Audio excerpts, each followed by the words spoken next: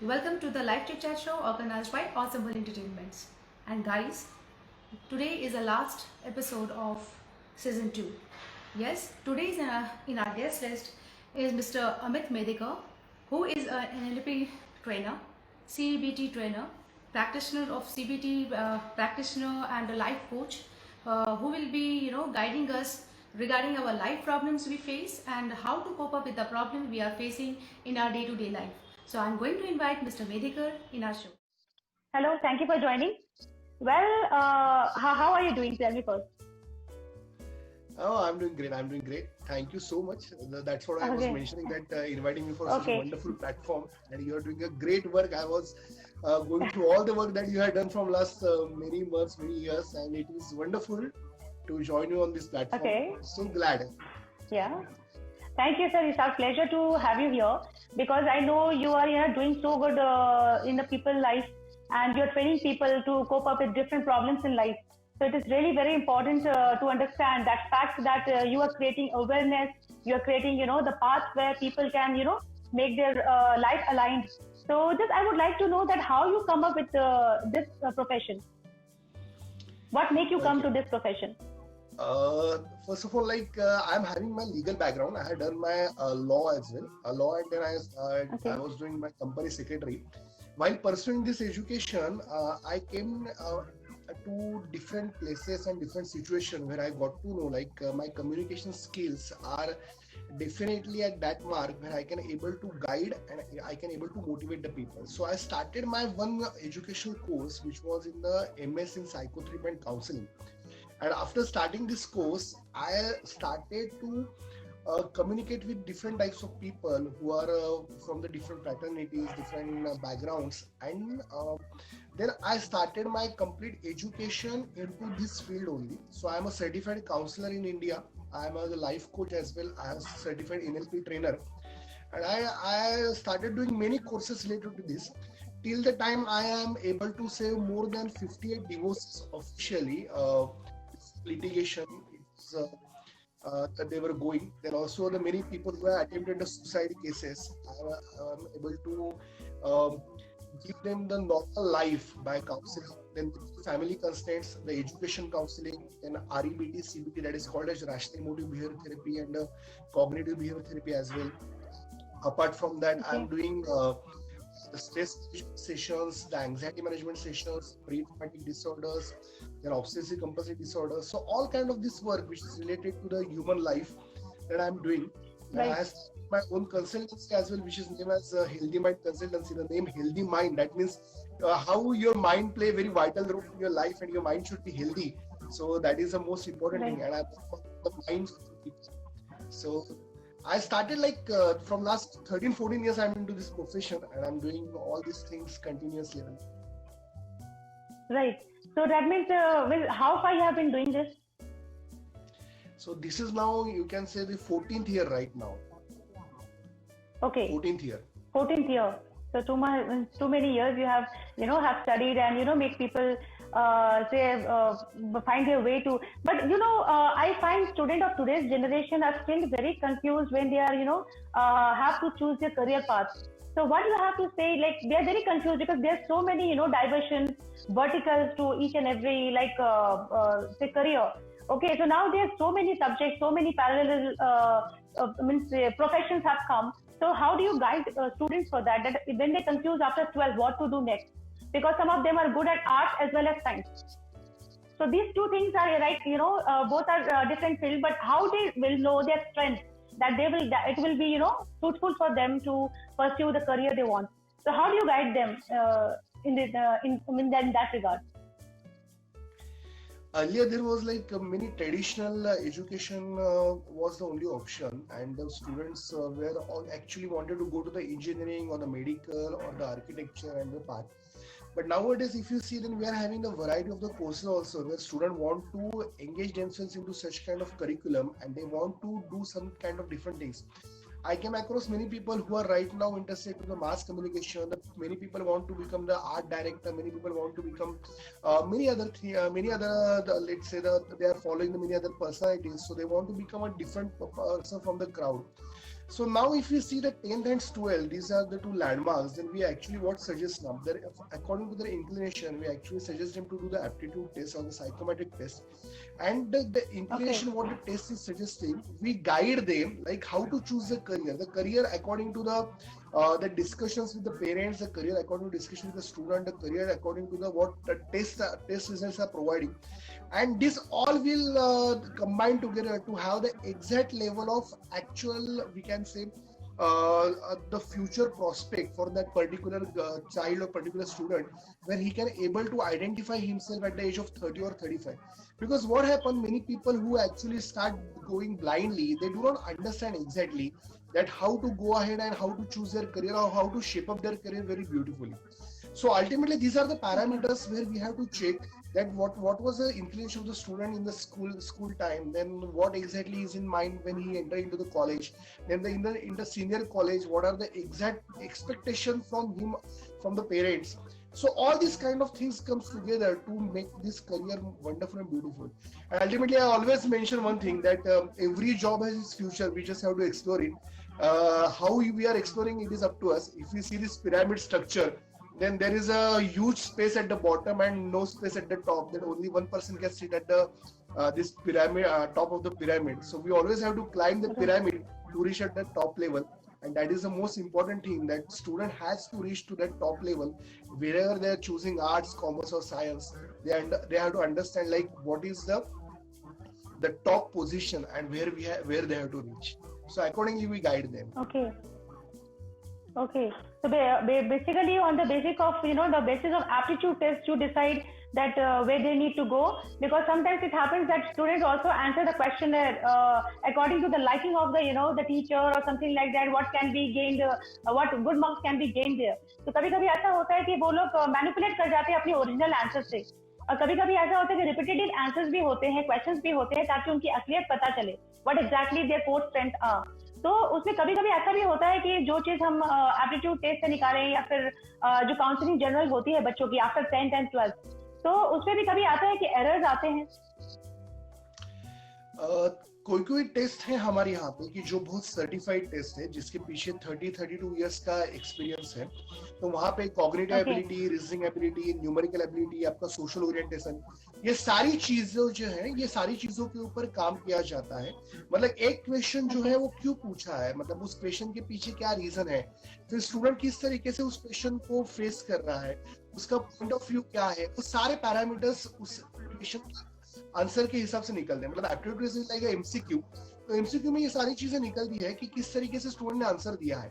And once we press the submit button, then all this questions answer get assess very thoroughly, कि जिसके चलते वो जो numerical ability हो, कॉग्निटिव एबिलिटी हो, सोशल ओरिएंटेशन हो, उसका जो पैरामीटर लेवल का जो जवाब आता है, वो जवाब हमें एक्चुअल लेवल पे आइडियलाइज कर देता है कि हम किस तरीके से स्टूडेंट का इंक्लिनेशन चेक करें और उसको गाइड करें. जैसे सोशल ओरिएंटेशन में अगर हम देखें, हम लोग उसको गाइड कर सकते हैं कि तुम्हारा सोशल ओरिएंटेशन अच्छा है तो तुम सोशल लेवल पे भी काम अच्छा कर सकते हो. जिसका न्यूमेरिकल एबिलिटी अच्छा है, उसको हम कह सकते हैं कि तुम इंजीनियर अच्छा बन सकते हो, क्योंकि न्यूमेरिकल एबिलिटी अच्छी है. कॉग्निटिव लेवल पे हम लोग आर्ट्स भी सजेस्ट करते हैं, और भी उसके जो भी इंक्लिनेशन है वो देख के हम चीजों को गाइड कर सकते हैं. So it all depends like what exactly result is आ रहा है, और रिजल्ट आने के बाद हम किस तरीके से उसको गाइड कर सकते हैं. दैट इज अ फुल, मैं कहूंगा कि फुल प्रूफ असेसमेंट होता है वो, and that assessment is very wonderful, very beautiful. तो हमें प्रूवन फॉर्मेट की जो रिजल्ट्स जो देते हैं वही टेस्ट को अप्लाई करना चाहिए, वही रिजल्ट्स, वही टेस्ट को हमें आगे जाना चाहिए. ओके. क्योंकि पहले के टाइम में क्या था कि people they get to decide कि पेरेंट्स सारे बोलते थे कि आपको यही करना है, and then they choose a path. अभी ऐसा हो जाता है कि बच्चे बहुत कंफ्यूज होने लगे हैं कि मुझे करना क्या है. Some of them are good at science and engineering level also, at the same time they good at music and singing also. तो उसको समझ में नहीं आता कि किसको लेके आगे जाए. तो चलिए, अच्छा बात है कि मतलब if you assess the person, because anyhow उनको करियर लाइफ में सक्सेस पाने की बहुत जरूरत है. Mister Amit, I would like to know that last art. हाँ. तो आपका जो बात है उसी को मैं थोड़ा कंटिन्यू करता हूँ. वही तो होता है कि 2-3 साल के बच्चों के हाथ में भी आजकल मोबाइल है, लैपटॉप है, टैबलेट्स है, तो उनके पास सारे रिसोर्सेस है. दे नो यूट्यूब कैसे चालू करना है, उनका गाना कैसे चलेगा, they want to see Shinchan, Peppa Cartoon. Pig, and Motu Patlu. Any cartoons. They know where to press, Yeah. where to stop.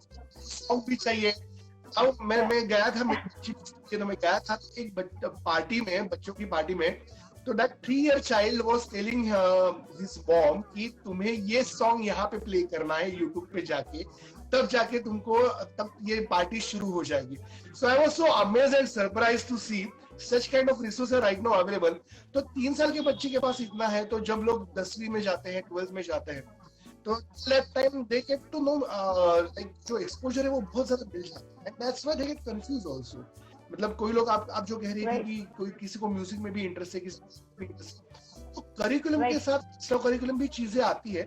The only thing that focus is very much important. The focus and belief, if you see, that focus is important where that person exactly want to see himself or herself at the age of 30 or 35, because ultimately he usko return देंगे.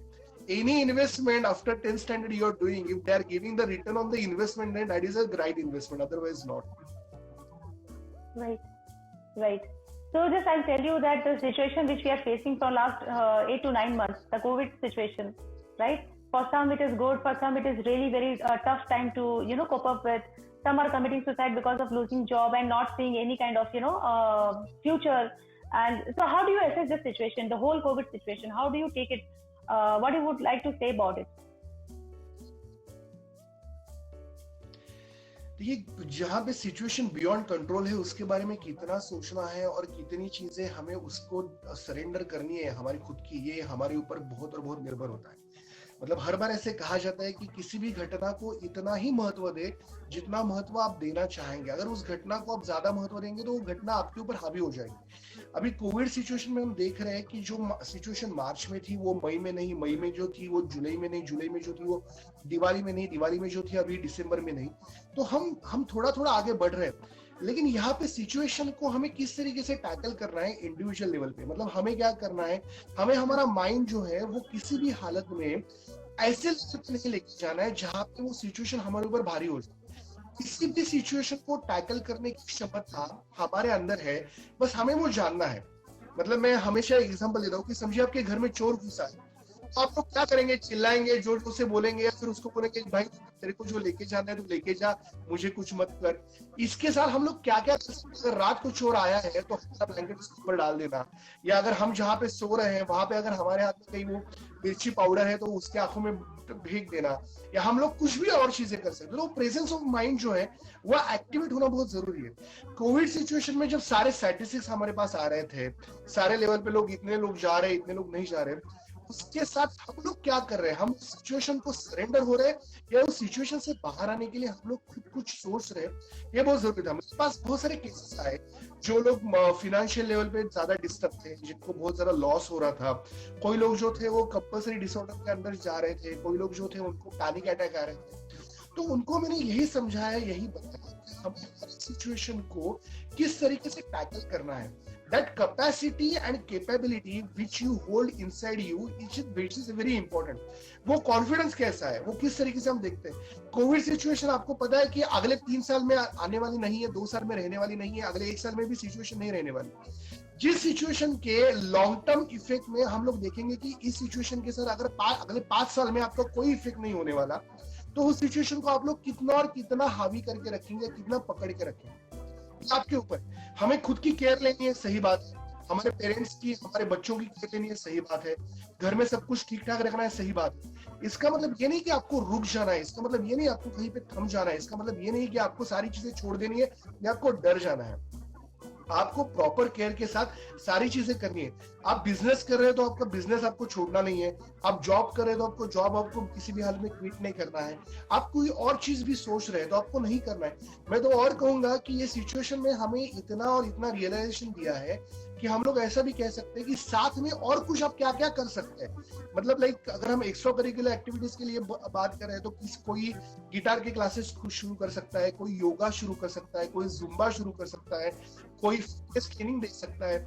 ये साथ में तो कर सकते हैं और that will provide you the good guidance as well, that will provide you the good confidence and that will provide you कि आप लोग किस तरीके से अपने जिंदगी में और सुधार ला सकते हैं. ये सारी चीजें पॉसिबल है, बस सोच सही होनी चाहिए.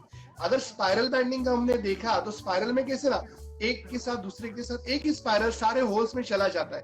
विचारों का भी यही है, if you start with the negative thought, वो नेगेटिव थॉट आगे जाके और नेगेटिव और नेगेटिव और नेगेटिव और नेगेटिव, तो एक ही नेगेटिव थॉट जो है वो कंटिन्यूस लेवल पे नेगेटिव ही चला जाएगा। तो हमें जो ओरिजिनेटिंग थॉट है, जो नेगेटिव है, उसको रिपेयर करना है, तब जाके हम बाकी का जो स्पाइरल है उसको रिपेयर कर पाएंगे। अदरवाइज हम उस स्पाइरल में ही रह जाएंगे।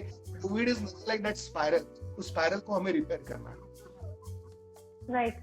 तो जैसे कि जनरली लोग काफी डिप्रेसिव हो गए थे, इस चीज में आपने सुना होगा कि सोसाइटी में जो रेट है वो काफी बढ़ गई थी, because people are losing job. ऐसा भी है कि बच्चे जस्ट नया जॉब स्टार्ट किए हैं and they are stuck off with 4-5 महीने हुए, 6 महीने हुए हैं और आगे का उनको कुछ दिख नहीं रहा है। तो इस सिचुएशन में खुद को किस तरह से अपने आप को कूल रखा है, मतलब कूल रखें अपने आप को, तो वो बहुत जरूरी हो जाता है। तो इससे आप क्या गाइडेंस करते हो? जनरली अभी भी देखा जा रहा है कि पेरेंट्स जो सबसे बड़े सपोर्ट होते हैं, पर अभी ये भी होता है कि बच्चे और पेरेंट्स में काफी गैप बन जाती है। सारी की सारी चीजें उनको अवेयर नहीं होता और बच्चे भी चाहते हैं कि थोड़ी लाइफ उनकी इंडिपेंडेंट हो, डिफरेंट हो, पता नहीं एक गैप सा फील होता है। तो वो आप किस तरह से उसको हील करें या ब्रिज करें, और किस तरह से आपके साथ नोटिस किए होंगे कि बहुत सारे पेरेंट्स आते होंगे कि उनकी जो इक्वेशन अपने बच्चों के साथ प्रॉपर नहीं है। तो I think many of them have come to you regarding this problem. तो ये क्यों ज्यादा दिख रहा है, ये क्यों, आप क्या कहना चाहोगे इसके ऊपर में?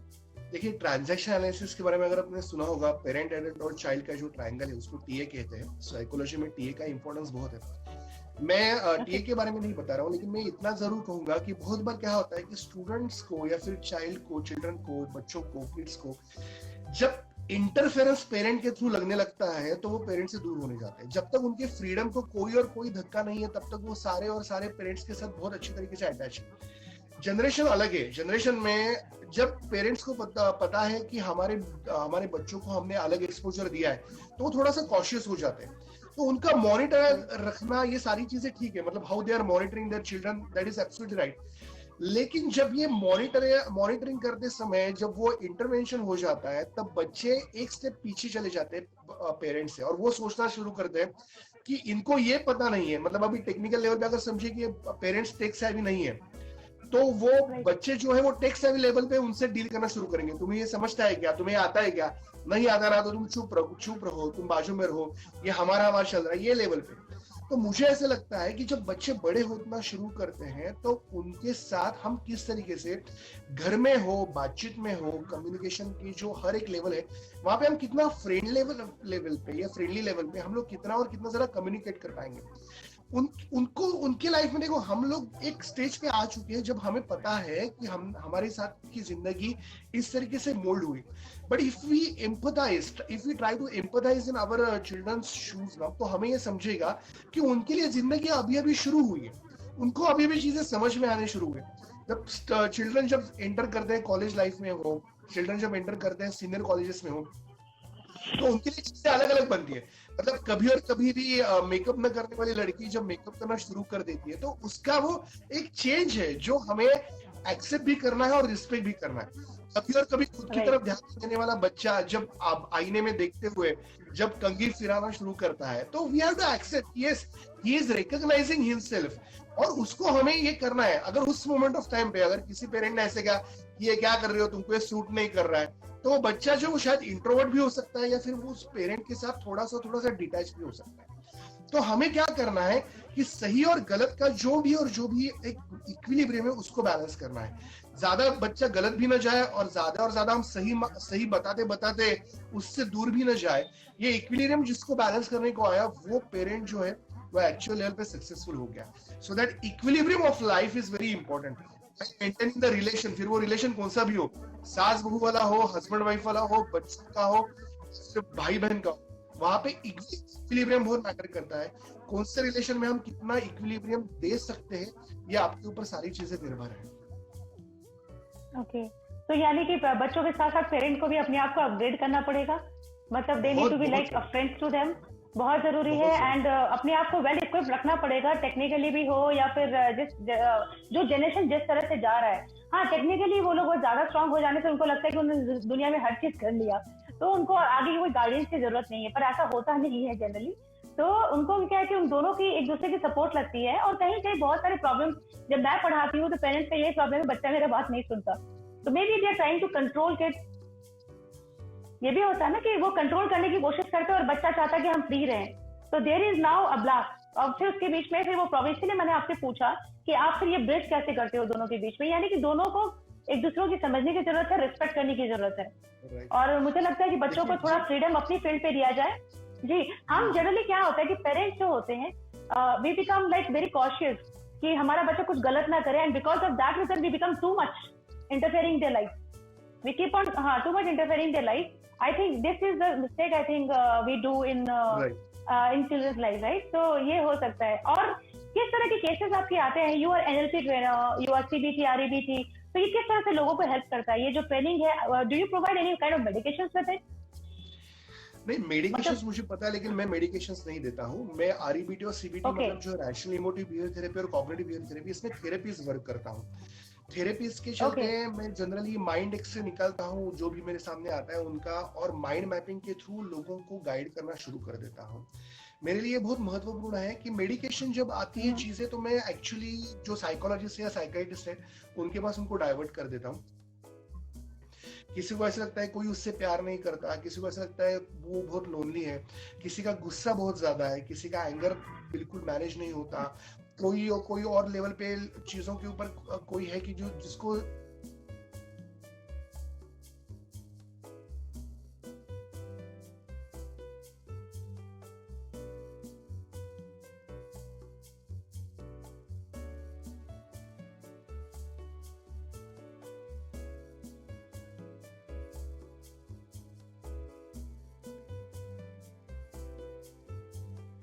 मोमेंट है।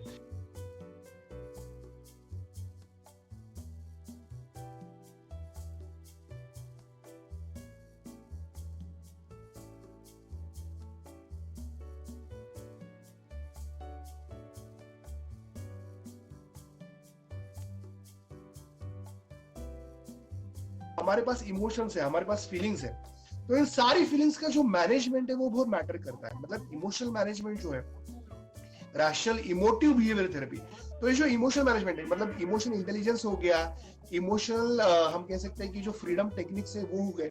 तो हमारी जो भावना है वो भावना हर मोमेंट पे किस तरीके से प्रेरित हुई है, उस भावना के पीछे क्या रीजन है, उस रीजन में क्या छुपा हुआ है, वहां पे बहुत बार मैंने ये भी देखता हूँ कि एक भावना के पीछे लोगों का गुस्सा भी है, लोगों की कंपैरिजन भी है, लोगों की जेलसी भी है, और वहां पे लोग समझ नहीं पा रहे हैं कि उस भावना में वो बह जा रहे हैं। उस भावना को भी रिपेयर करना बहुत बहुत महत्वपूर्ण है। गुस्सा क्या है? गुस्सा इज अ सिचुएशन जहाँ पे आपकी जो जीवा है, टंग है, वो आपके ब्रेन से ज्यादा जोर से बात करना शुरू कर देती है। मतलब आपका ब्रेन नहीं सोचेगा उतनी जोर से आपकी जीवा शुरू करेगी। मतलब कोई रास्ते से अगर हमें कट भी मार के चला जाता है, कोई टू व्हीलर बीच में जा जाती है, हमने एकदम कांच नीचे कर दी गाड़ी की, शुरू कर दिया हमने, क्योंकि हमें गुस्सा लगा, दैट इज नॉट एक्सपेक्टेड। इसमें जो रिजल्ट है वो क्या है कि उसने ठीक गाड़ी चलानी चाहिए, लेकिन उस मोमेंट ऑफ टाइम पे अगर हमने कंट्रोल नहीं किया, फिर सही बातों में चीजों को एग्जीक्यूट नहीं किया, तब चीजें बदल भी सकती है। तो अल्टीमेटली क्या है कि माइंड इक्विलिब्रियम जो होता है कि इस मोमेंट ऑफ टाइम पे क्या डिसीजन मेकिंग होगा, इस मोमेंट ऑफ टाइम पे क्या प्रॉब्लम रिजॉल्विंग होना चाहिए, इस मोमेंट ऑफ टाइम पे क्या टेक्निक है, इस मोमेंट ऑफ टाइम पे क्या इमोशन को किस तरीके से शेप अप करना है, ये सारी चीजों के चलते थेरेपिस्ट काम करती है। और जो लोग थोड़े से डिरेल है, मतलब मैं कहूंगा कि जा रहे हैं जीवन में, लेकिन कभी यहाँ जा रहे हैं, कभी वहां जा रहे हैं, रेल की पटरी छोड़ के रेल अगर बाहर जाने लगी तो क्या हो सकता है, तो वो डिरेल हो जाएगी। तो डिरेलमेंट जो है उसको ठीक करना और उसको वापस पटरी पे लेके आना, तो यहाँ पे साइकोथेरेपिस्ट का काम बहुत मैटर करता है। तो बहुत अलग अलग केस आते हैं और बहुत अलग अलग, मतलब इतने फनी रीजंस के भी केसेस आते हैं और फिर उनको हैंडल करना होता है। अल्टीमेटली क्या है, हेल्दी माइंड कंसल्टेंसी मैंने उसीलिए स्थापन की है कि जीवन में दुनिया, देखिए मुझे ऐसा लगता है, that is my own opinion, कि purpose of life is to live happy. हम लोगों को जीवन में जन्म हमारे हाथ में नहीं, मृत्यु हमारे हाथ में नहीं, लेकिन जन्म से मृत्यु से जो भी लाइन हमें मिली है उसमें अगर हम हैप्पी नहीं रहे, अगर हम खुश नहीं रहे, अगर हम आनंद नहीं महसूस कर पाए तो जीने का क्या मतलब है? मतलब हमने किसी के साथ गुस्सा अगर हमने रखा है, हमारी धारणा शक्ति इतनी ज्यादा है कि हमने सिर्फ और सिर्फ गुस्सा ही रखा है, किसी के बारे में हमारे पास जेलसी है, किसी के बारे में हमारे साथ कंपैरिजन है, तो उनको पता चले नहीं पता चले, लेकिन हमारे मन को, हमारे अंदर जो भी ऊर्जा है उसको तो पता चलता है कि हम लोग हैप्पी नहीं है। और अगर हम हैप्पी नहीं है तो हम जिंदगी में एग्जैक्टली क्या कर रहे हैं? हमें खुश रहना है, हर वक्त खुशी, हर पल खुशी। अगर ये हमारे लाइफ का मोटो है तो हम हर एक चीज को इतने इजीली लेना शुरू करेंगे, सही मायने में लेना शुरू कर देंगे, लाइफ को इजी लेवल पे हैंडल करना शुरू करेंगे। कितने भी बड़े प्रॉब्लम आए, फिर कोविड तो एक छोटा प्रॉब्लम लगेगा, लेकिन कितने भी बड़े प्रॉब्लम आ गए तो उसको हम टैकल करना, डील करना शुरू करेंगे। बस ये पर्पस जो है, ये फिनोमिना जो है हमारे अंदर का, ये कंटिन्यूस होना चाहिए कि हमें जिंदगी में हैप्पी रहना है, हमेशा हैप्पी रहने के लिए कोशिश करते हैं। आप हैप्पी हैं, आपके आजू बाजू के लोग हैप्पी होंगे। आप खुश हैं, आप मैग्नेटिक पर्सनैलिटी बन जाएंगे। आप आनंद दे रहे हैं, आपके आजू बाजू में जो भी लोग रहेंगे उनको कहेंगे कि बस इसके साथ रहना है। ये सारी चीजें तभी हो जाएंगी अंदर से आप जी, यानी कि हैप्पी रहने की जो प्रैक्टिस है, क्योंकि कभी सिचुएशन ऐसा होता है कि लोग आसपास की सिचुएशन या नेगेटिविटी से ओवरकम नहीं कर पाते हैं, तो ये अपने ऊपर है कि आप किस तरह से सिचुएशन को lightly and every time happy होने की कोशिश करें, जो आप अभी बता रहे हैं, राइट? तो ये एक थेरेपी, इसको टाइम लगता होगा। सबसे बड़ा चैलेंज क्या रहा अपनी लाइफ में? किस तरह के पेशेंट को आपने, बहुत ही मतलब क्रिटिकल पेशेंट को आपने हैंडल किया है? किस तरह का मतलब आपका लेवल क्या था उस सबसे टफ जिसको कहेंगे कि लाइफ में इस तरह का पेशेंट को भी आपसे एक अलाइन किया है, तो किस तरह का केस रहा है वो? एक सुसाइड केस था जहाँ पे वो बंदा जो था वो कंटिन्यूसली रेलवे ट्रैक पे जाके जंप कर रहा था, तो उसको 4 बार बचाया था। और उस मोमेंट ऑफ टाइम पे उसको मतलब ये जो सुसाइडल थॉट आ रहे थे तो उसके पीछे क्या रीजन था, फिर उसके लाइफ के प्रति उसका जो लगाव पूरी तरीके से खत्म हुआ था, उसको रिलेशन में कौन से भी इंटरेस्ट नहीं था। तो वहां पे जाके मुझे याद है, मैं वहां पे गया था, एक जगह है वहां पे गया था, और सुबह 6 से लेकर रात को 11 बजे तक ये मेरा कंटिन्यूस लेवल पे उसको जिंदगी के बारे में बताना कि उसकी जिंदगी जो मिली है वो कितनी महत्वपूर्ण है और किस तरीके से तुम्हें जिंदगी जीनी चाहिए, ये बताना। सुबह 6 से लेकर रात को 11 बजे तक ये कंटिन्यूसली 17 आवर्स का जो पार्ट था वो मैं उसके साथ डील कर रहा था। और ऐसे 3-4 सेशंस हुए और तब जाके वो थोड़ा थोड़ा नॉर्मल आने लगा। और अभी भी वो याद करता है, now he is very happy, he is living his happy married life. तो अभी भी याद करता है वो कि क्या मैं कर रहा था जिंदगी में और अभी मैं कहाँ पे आके पहुंचा।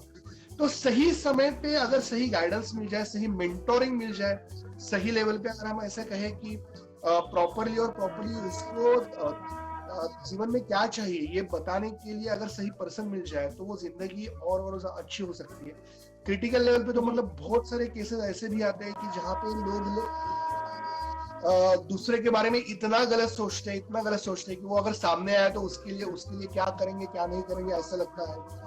फिर उनको कोई ऐसे भी होते हैं कि जिनको कुछ ऐसे गुनाह करने की भी इच्छा होती है कि जिस गुनाह के चलते उनको कोई फर्क नहीं पड़ता, बस इतना गुस्सा होता है उनके अंदर। कोई लोग ऐसे होते हैं कि जिनको मम्मी पापा के साथ नहीं रहना है, कोई लोग ऐसे होते हैं कि जिनको बच्चों के प्रति बिल्कुल लगाव नहीं है। तो there are many types of cases कि जहाँ पे हमें बहुत शांत रह के बहुत पेशेंसफुली सुनना है, उनको समझना है वो ऐसा क्यों सोच रहे हैं, क्यों समझ रहे हैं, ये सोचते हुए उनको गाइड करना है और गाइड करते करते उनको जिंदगी में एक्चुअल लेवल पे सही क्या है ये बताते हुए आना है। तो यही चलता है। तो Amit ji, I think you are doing a very मतलब स्प्लेंडेड जॉब कि एक इंसान को, वैसे इंसान को जो बार बार सुसाइडल हो रहा है, आज अपनी जिंदगी में खुश है, and you know this is something that you are giving a rebirth to them. अगर देखा जाए तो उनकी जिंदगी में वापस से जन्म हो रहा है उनका, जो जिससे वो अपने आप को पहचान पा रहे हैं। तो I think it's really very commendable and like बहुत अच्छा काम है। क्योंकि इंसान क्या करता है कि पेट की प्रॉब्लम है, हाथ पाँव की प्रॉब्लम है, सर की प्रॉब्लम है, लोग चले जाते हैं, पर दिमाग में ये प्रॉब्लम हो सकता है किसी का, ये लोग एक्सेप्ट नहीं करते और सोचते हैं कि मुझे पागल बता देंगे। तो ऐसे लोगों के लिए जनरली ऐसा ही है कि भाई हेल्थ का मतलब है mental and physical both, right? तो उनको कुछ भी प्रॉब्लम हो वो प्रॉपर गाइडेंस ले। और आपसे कनेक्ट करने के लिए क्या करेंगे? मतलब सपोज किसी को इस तरह की प्रॉब्लम है और आपसे चाहते हैं कि वो थेरेपी वगैरह शुरू करवाएं, तो हाउ टू कॉन्टेक्ट यू? मतलब कुछ आपकी कोई क्लिनिक है या कोई इंस्टीट्यूट है जहाँ पे आके लोग आपसे बातचीत करें या फिर किस तरह से आपसे कांटेक्ट करें? My consultancy name is healthy mind consultancy. आप गूगल पे सर्च करेंगे तो हेल्दी माइंड कंसल्टेंसी का आपको पेज दिखेगा। यूट्यूब है, मैं यूट्यूब भी करता हूँ।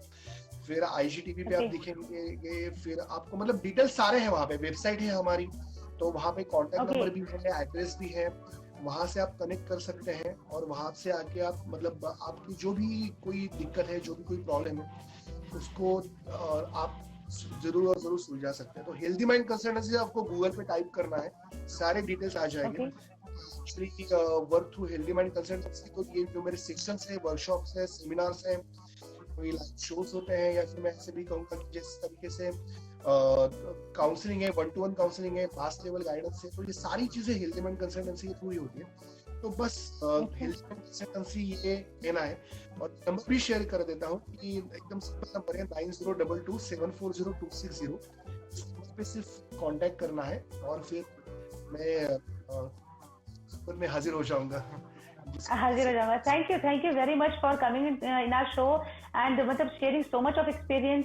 बहुत अच्छा लगता है कि ये चीज बहुत जरूरी है हमारे लाइफ में, जिसे हमें बहुत इंपॉर्टेंस देना है actually, and it is really very nice. अब जाते जाते अमित जी, आप हमारे दर्शकों को क्या कहोगे, किस तरह की सलाह देना चाहोगे, क्योंकि एयर एंड होने वाला है और साल 2020 जाने वाला है, तो अब क्या कहना चाहोगे हमारे व्यूअर्स को?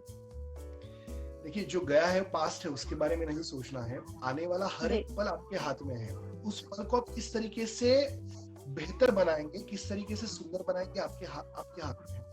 आपका हर एक पल जो आएगा वो आपके लिए आएगा, ये सोचते हुए उस पल में जीना सीखिए। उस पल को एक्चुअल लेवल पे एंजॉय करना सीखिए। उस पल को एक्चुअल लेवल पे फुल ऑफ करना सीखिए।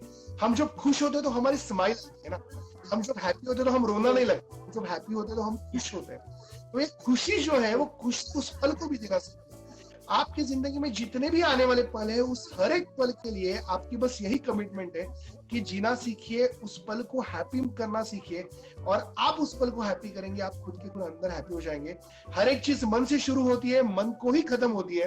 तो उस मन को इंस्ट्रक्ट कीजिए, उस मन को बताइए कि मुझे हर एक पल को आनंदित करना है, मुझे हर एक पल को हैप्पी करना है। और उसके लिए मैं आज से प्रतिबद्ध हूँ। मैं पूरी तरीके से अपने आप में ये बदलाव लाऊंगा कि मैं पूरी तरीके से जिंदगी को खुश करूंगा, जिंदगी को हैप्पी बनाऊंगा। 2021 आपका है। जो गया है उसके बारे में न सोचते हुए आने वाले 21, 22, 23, आने वाले 2050, 2100 तक मैं कहूंगा कि जो भी आपकी जो लाइफ है उसको आप खुश रखिए, खुश रहिए। बस हमारे साथ जो भी लोग जुड़े होंगे वो इतना ही कहेंगे कि क्या आदमी से मैं कनेक्ट हूँ, क्या आदमी से मैं रिश्ता बना के रखता हूँ। Thank you Amit ji for inspiring your time with us. एंड आपसे रूबरू मुलाकात होगी बहुत जल्दी। एंड बहुत अच्छा लगा आपसे बात करके। एंड आई होप कि हाँ, बहुत सीखने को मिलता है, बहुत जानने को मिलता है। बहुत वास्ट सब्जेक्ट है ये। बस एक ही चीज मुझे बहुत क्लिक किया माइंड में कि स्पाइरल का जो पहला पॉइंट है उसको आप पॉजिटिव रखिए, तो अपने आप बाकी का सारा जो स्पाइरल है it will become positive. So it is like click this words have clicked my mind. So it's really very nice talking to you. Thank you for coming to our show. Thank you. All pleasure is all. Thank you for inviting me. Thank you so much. Thank you.